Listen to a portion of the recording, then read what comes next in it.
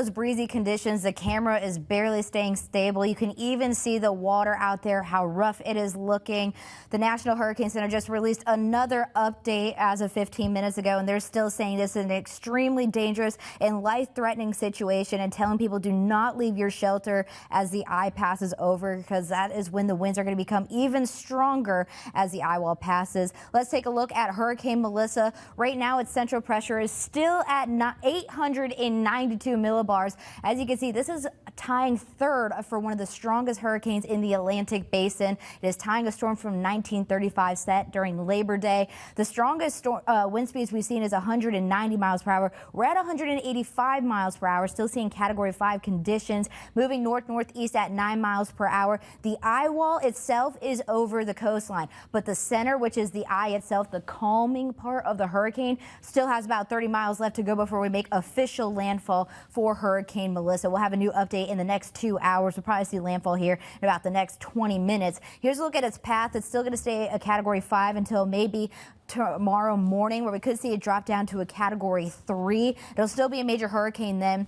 Hopefully it'll drop down to a 2 later on tomorrow. In the next 24 hours, we really need to see this thing decrease in strength. It is not looking like a good situation. We're seeing some scary wording from the National Hurricane Center. It's going to continue to push towards the northeast. It is not going to be a threat to the United States. It is not going to turn towards the United States. This is a good time to have your thoughts and prayers for the people of Jamaica, as well as the rest of the people in the Caribbean that are going to be seeing the effects of Hurricane Melissa, which is going to be an historic storm.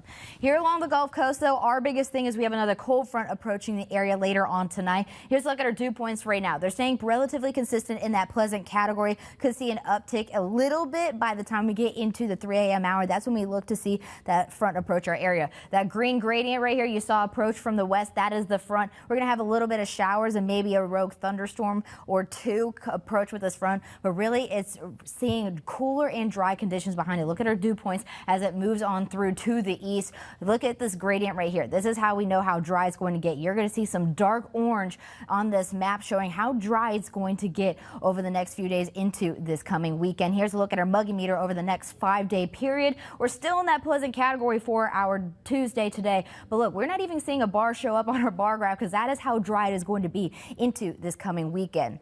Forecast highs today, right where we're supposed to be. We usually see temperatures around 75, 76 degrees. Some of us may even be below average. We have a high of 75 in Mobile, 74 in Gulf Shores, 71 in Navarre, 70 in Bruton. We have 69 in Monroeville, 73 in Chatham, and 75 in Lucedale. Here's a look at our afternoon planner today. It's definitely on the cloudier side to start off our Tuesday. Could see some sunshine start to break through starting around the lunchtime hours. Temperatures getting to 72 degrees by 1 o'clock, mid-70s starting around the 3 o'clock hour. Here's a look at your evening planner as well. We'll still see some sunshine out there. Then the sun begins to set and we go back into the 60s starting at 6 p.m. We'll already be at 69 degrees, then 63 degrees by 8 o'clock. So a little chilly for those kiddos that might have practice later tonight.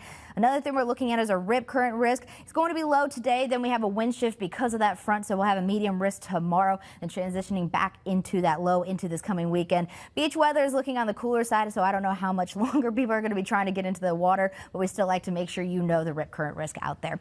7-day forecast shows we are right where we need to be for temperatures for our Tuesday, but that cold front approaches into the early morning hours on Wednesday, bringing us a 60% chance of showers and maybe a rogue thunderstorm. But look what it does to our temperatures, mid to upper 60s, especially for Halloween, going to be on the cooler side, and our lows will be in the mid 40s. So definitely a cold 3 days ahead. Then temperatures start to go up a little bit coming into this weekend.